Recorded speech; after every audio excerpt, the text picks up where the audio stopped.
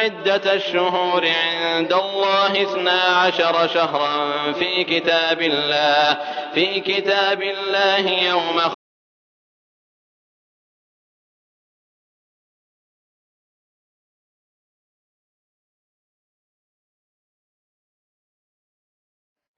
السلام علیکم ورحمۃ اللہ وبرکاتہ۔ الحمدللہ رب العالمین والعاقبۃ للمتقین ولا عدوان الا علی الظالمین والصلاة والسلام علی اشرف الانبیاء والمرسلین نبینا محمد وعلی آلہ وصحبہ اجمعین، اما بعد۔ قال اللہ تعالی فی القرآن المجید والفرقان الحمید، اعوذ باللہ من الشیطان الرجیم، بسم اللہ الرحمن الرحیم۔ ان عدۃ الشہور عند اللہ 12 شہرا فی کتاب اللہ یوم خلق السماوات والارض منها 4 حرم ذلک الدین القیم فلا تظلموا فیہن انفسکم۔ تمام طرح کی تعریف اور توصیف اس اللہ رب العزت کے لیے جس نے ہم سب کو پیدا فرمایا، جس نے ہم سبوں کو زندگی بخشی، اور پھر یہ نیا سال جو شروع ہو گیا ہے، اللہ تبارک و تعالیٰ نے ہمیں پھر یہ موقع نصیب فرمایا ہے کہ ہم اور آپ اس سال سے فائدہ اٹھائیں۔ لہٰذا ہمیں اور آپ کو چاہیے کہ پچھلا سال جو ہمارا گزرا ہے اس سال کا ہم محاسبہ کریں، اور نئے سال میں جس کی آج سعودیہ میں 2 تاریخ جمعہ کو تھی، اور ہند و پاک میں اور دیگر جگہوں میں 1 تاریخ تھی محرم کی، الہ العالمین ہمیں اس نئے سال میں زیادہ سے زیادہ نیک اعمال کرنے کی توفیق عطا فرمائے، اور ماضی میں جو کوتاہیاں ہوئی ہوں، جو کمیاں رہ گئی ہوں، ان کمیوں سے ہمیں سبق لینے کی توفیق عطا فرمائے اور ان کمیوں کو دور کرنے کی توفیق عطا فرمائے۔ محترم حضرات و خواتین، آج میں آپ کے سامنے جس موضوع پر لب کشائی کرنا چاہتا ہوں وہ اسی نئے سال سے جس کا تعلق ہے، اور 4 مہینے جو حرمت والے ہیں، ان حرمت والے مہینوں کے متعلق ان کے احکام کیا ہیں، ان کے فضائل کیا ہیں، کچھ باتیں میں آپ کے گوشے گزار کرنا چاہوں گا کہ حرمت والے مہینے کون سے ہوتے ہیں، ان کے احکام کیا ہیں، ان کے فضائل کیا ہیں، اور یہ حرمت والے کیوں ہیں، اس کی تخصیص کیوں ہے۔ ان ساری چیزوں کو ہمیں اور آپ کو جاننے کی از حد ضرورت ہے۔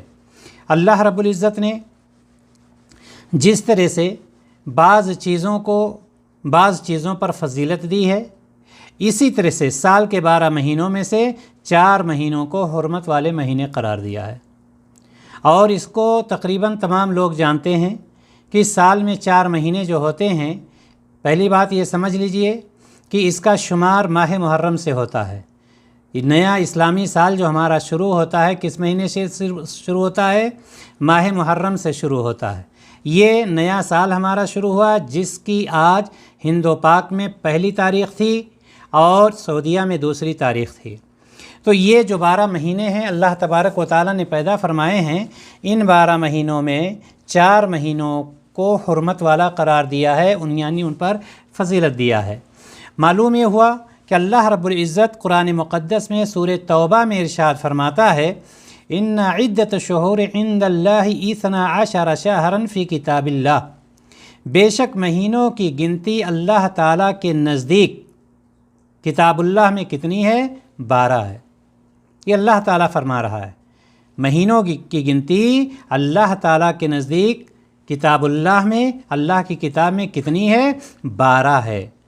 یوم خلق السماوات والارض، یہ معاملہ کب سے ہے؟ یہ آج کل کا بنایا ہوا نہیں ہے، جب سے اللہ تبارک و تعالیٰ نے زمین و آسمان کو پیدا فرمایا۔ منہا 4 حرم، ان میں سے 4 جو ہیں حرمت والے ہیں، ادب والے ہیں، ان کے حرمت کا ہمیں خیال رکھنا ہے۔ ذالک الدین القیم فلا تظلموا فیہن انفسکم۔ اللہ تبارک و تعالیٰ نے کیا فرمایا کہ لہٰذا تم ان مہینوں میں، یہی مضبوط دین ہے، ذالک الدین القیم، یہ مضبوط دین ہے، یہی مضبوط دین ہے، فلا تظلموا فیہن انفسکم، تو اللہ تبارک و تعالیٰ نے فرمایا تم ان مہینوں میں اپنی جانوں پر ظلم نہ کیا کرو۔ یہ کون سے مہینے ہیں؟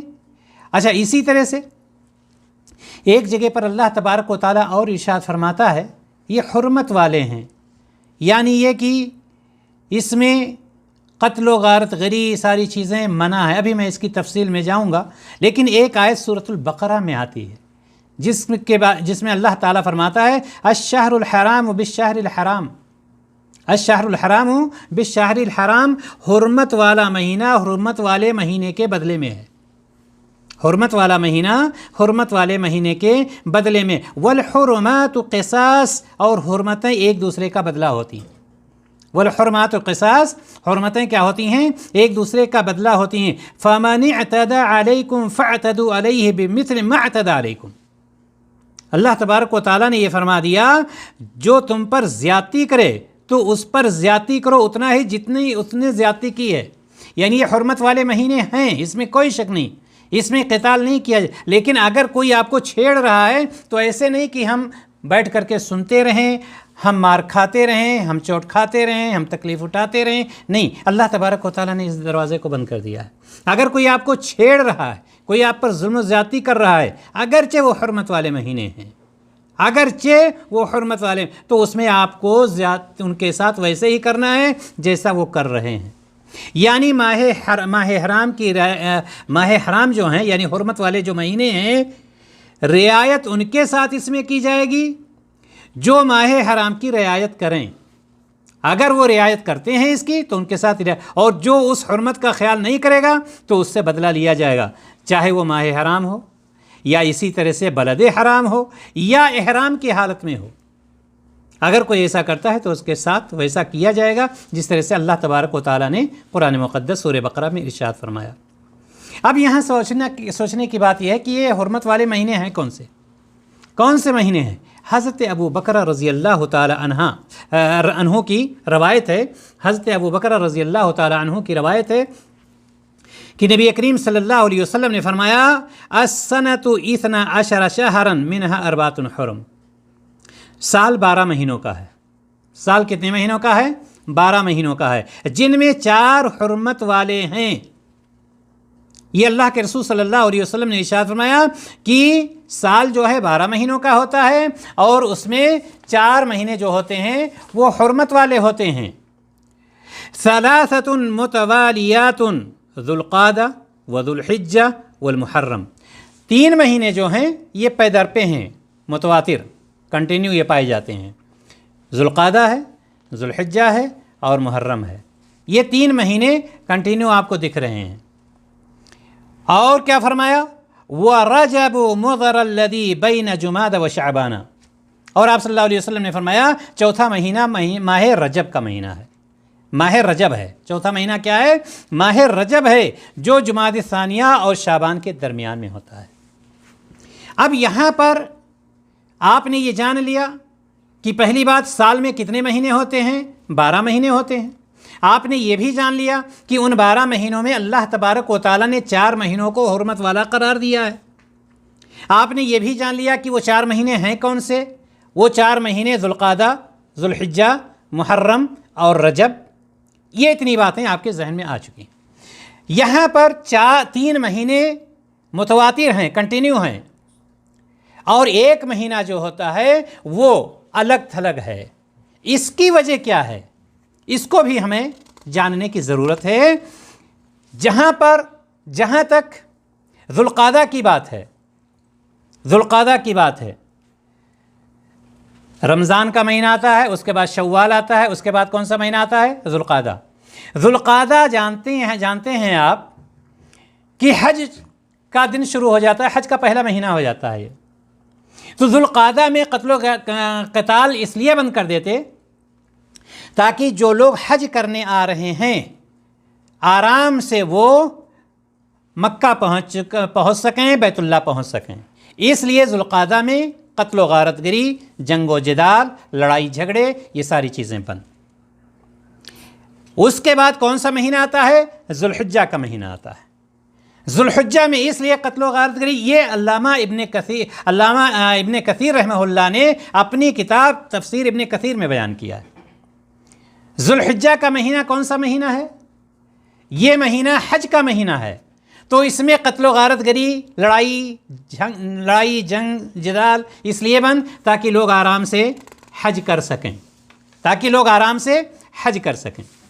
اب باقی بچا ایک مہینہ اور محرم۔ ذی الحجہ کی کتنی تاریخ تک حج کے ارکان ادا کیے جاتے ہیں؟ آپ جانتے ہیں 14 تاریخ تک، 13 تاریخ تک وہاں رہتے ہیں، 13 کو نکل کر کے مکہ آتے ہیں، پھر طواف وداع کرتے ہیں اور جاتے جاتے ذی الحجہ کا مہینہ ختم ہو جاتا ہے، یعنی مکہ سے نکلتے پھر محرم کا مہینہ آتا ہے۔ اب مکہ سے ان کو اپنے گھر واپس بھی پہنچنا چاہیے، امن و شانتی کے ساتھ، سلامتی کے ساتھ ان کو اپنے گھر بھی پہنچنا چاہیے حجاج کرام کو، اس لیے محرم کا مہینہ بھی قتل و غارت گری اس میں بند، حرمت والا مہینہ۔ یہ 3 مہینے کی بات تو سمجھ میں آ گئی۔ اب باقی چوتھا مہینہ بچا جو رجب کا مہینہ ہے، جو کہ بہت آگے جا کر کے آئے گا، محرم، صفر، ربیع الاول، ربیع الثانی، جمادی الاول، جمادی اس کے بعد رجب۔ اس کو حرمت والا کیوں قرار دیا گیا؟ تاکہ اس کو حرمت والا اس لیے قرار دیا گیا تاکہ جو لوگ بعد میں عمرہ کرنے کی غرض سے آنا چاہتے ہیں، بیت اللہ کی زیارت کرنے کی غرض سے آنا چاہتے ہیں، وہ لوگ بھی امن و شانتی کے ساتھ آ سکیں، عمرہ کر سکیں اور بیت اللہ کی زیارت کر سکیں۔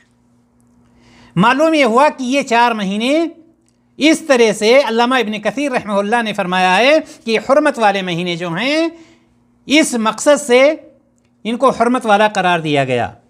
ان 4 مہینوں کی عزت اور حرمت کا جہاں تک معاملہ ہے کہ ان 4 مہینوں کی عزت اور احترام کرنا چاہیے، کیا باقی 8 مہینوں کی عزت اور احترام نہیں ہے؟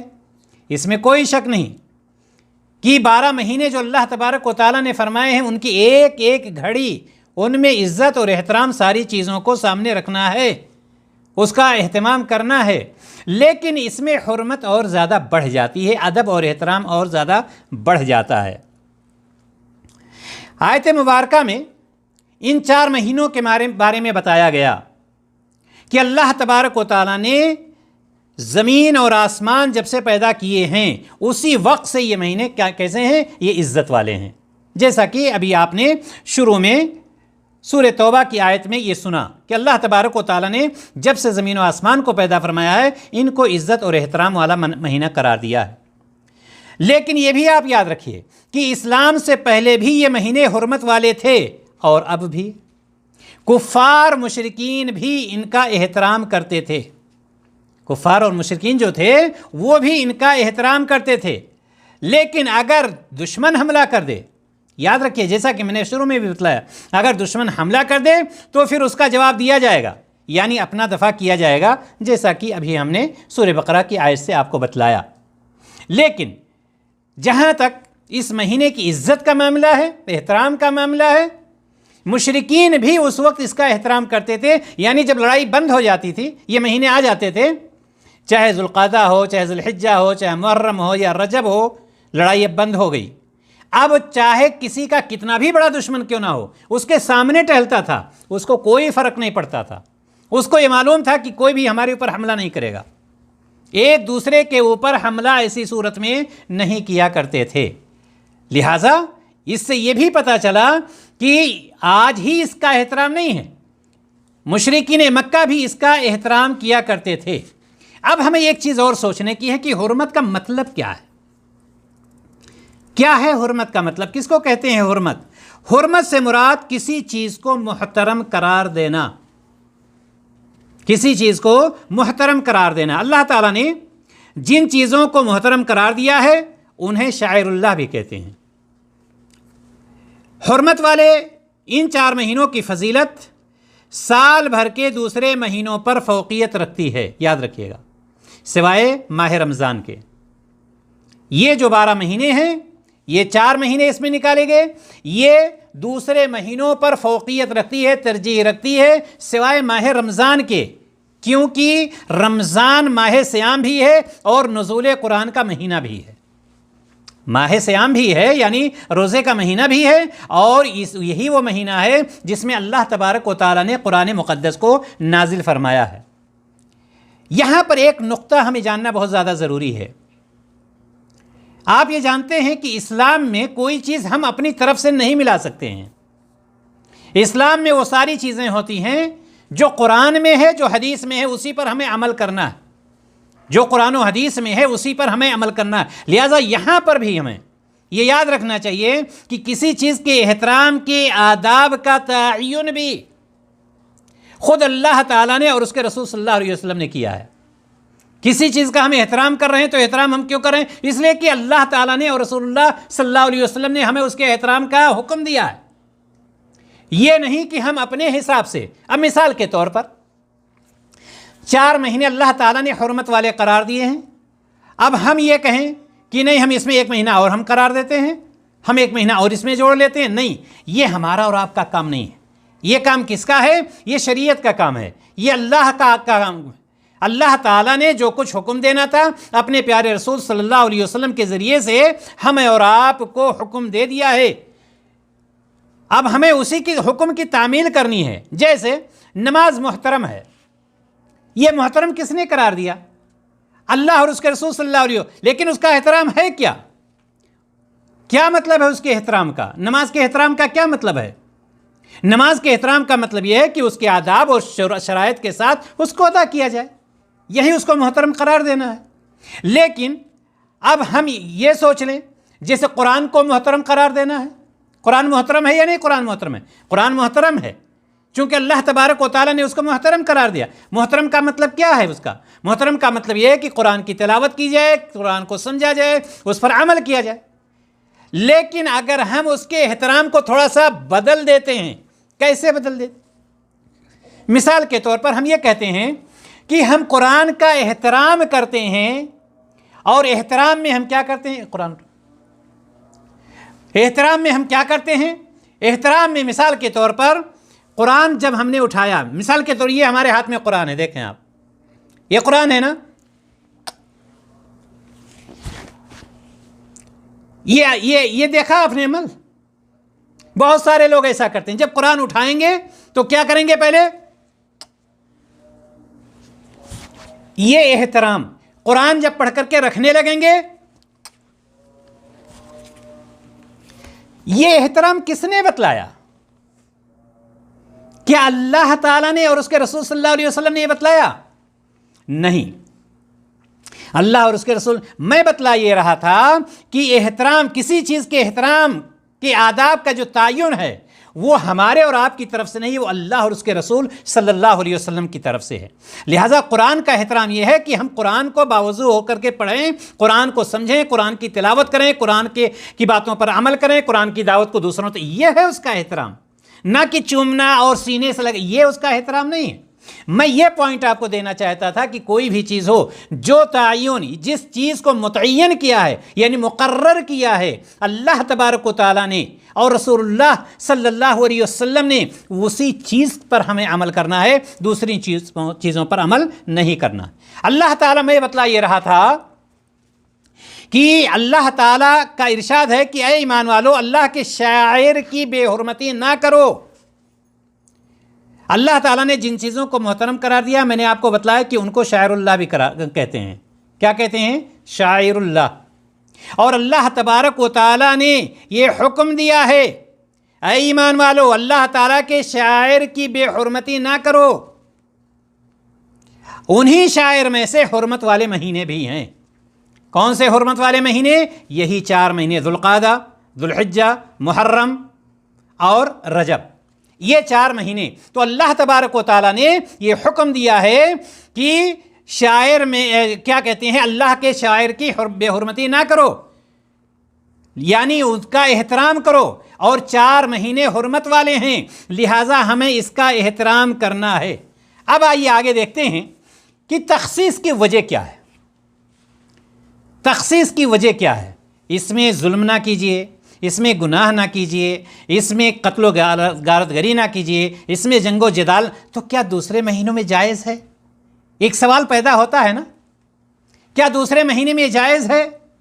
جواب اس کا یہ ہے کہ نہیں، نہ اس مہینے میں جائز ہے اور نہ دوسرے مہینوں میں جائز ہے۔ گناہ ہمیشہ گناہ ہوتا ہے، گناہ کبھی صحیح نہیں ہوتا ہے۔ لیکن یاد رکھیے، اللہ تبارک و تعالیٰ نے ہمیں اور آپ کو یہ بتلایا ہے کہ یہ 4 مہینے حرمت والے ہیں، اس میں ہمیں گناہ نہیں کرنا ہے، لیکن ہمارے ذہن میں یہ بات بھی ہونی چاہیے کہ صرف انہی 4 مہینوں میں نہیں، بلکہ جو مہینے بھی، جتنے مہینے بھی ہیں، ہر ایک میں گناہ کرنا گناہ ہے، اور اللہ تبارک و تعالیٰ اس کو پسند نہیں، لیکن اس کی کچھ تخصیص ہے۔ مثال اس کی ایسے لے لیجئے آپ، جیسے گناہ کرنا کسی وقت اور کسی مقام پر بھی حرام ہے، اس میں کوئی شک نہیں۔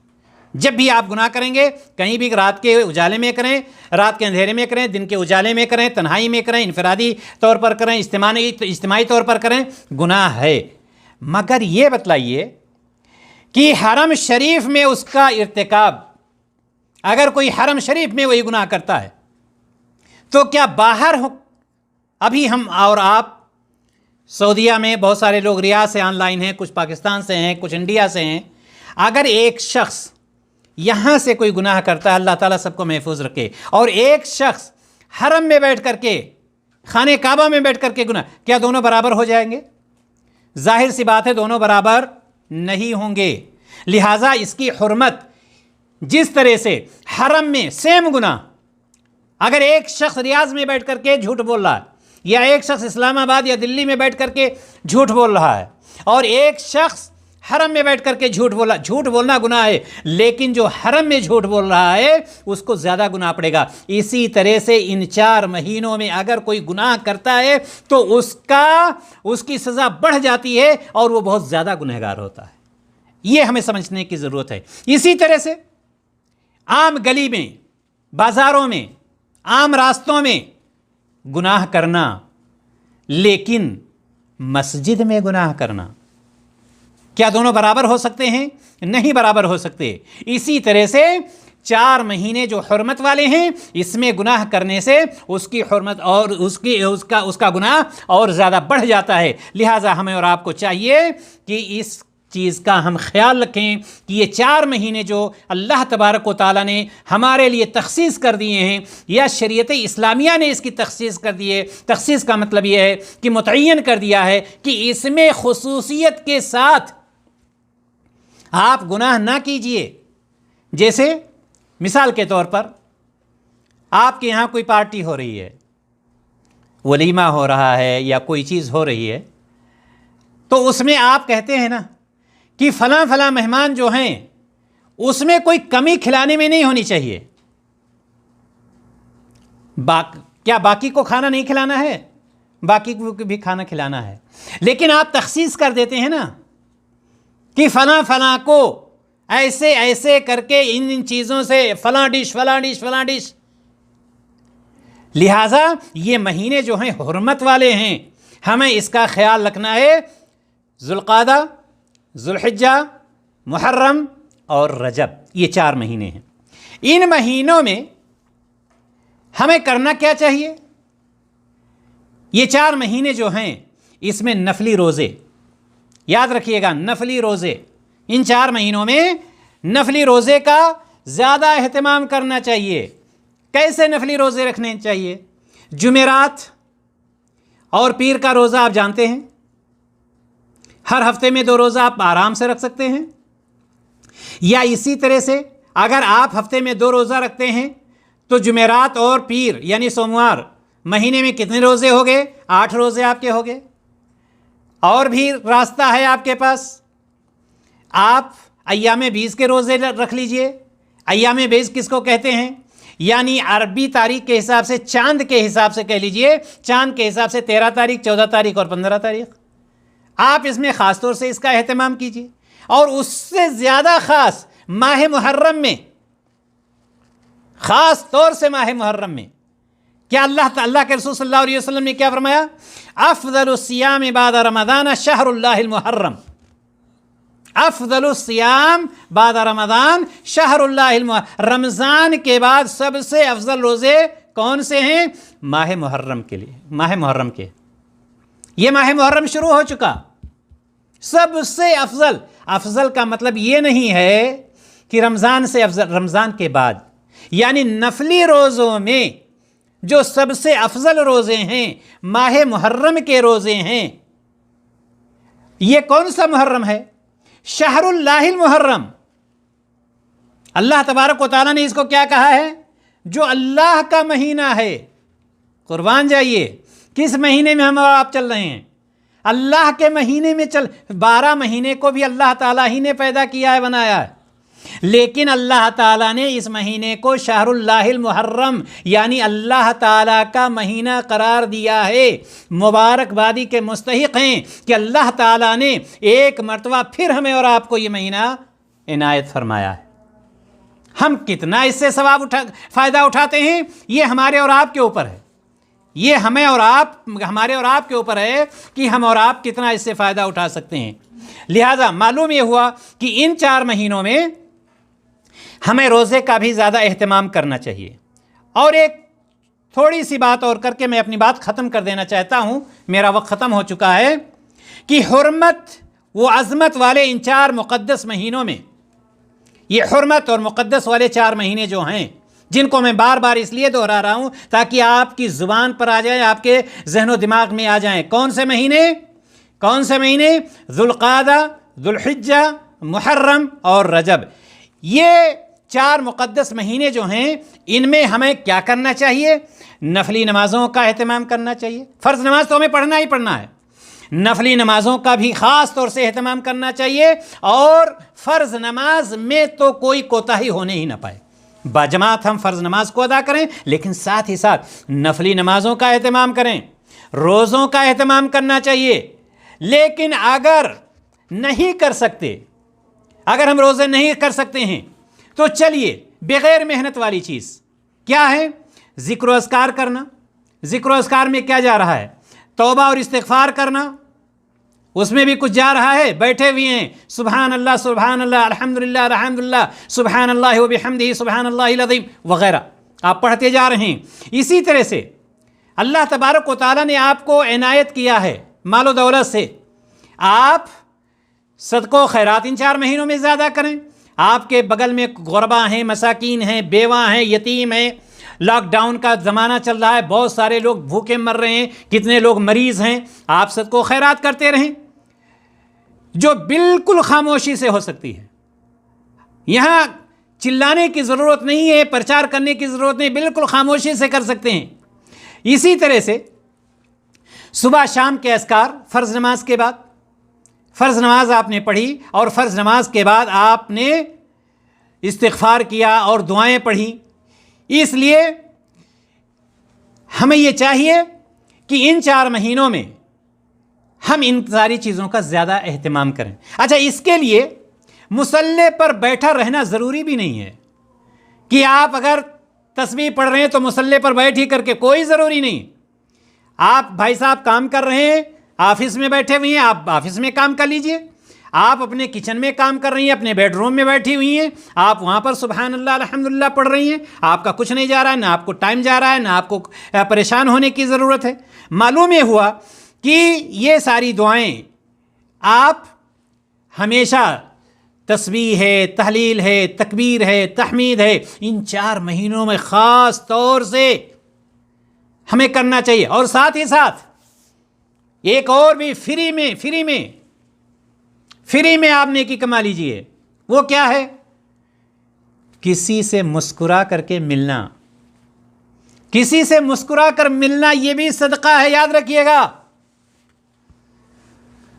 کسی سے آپ نے مسکرا کر مل دیا نا، کہیے کیسے ہیں آپ، السلام علیکم، کر دیا آپ نے، کیا گیا آپ کا؟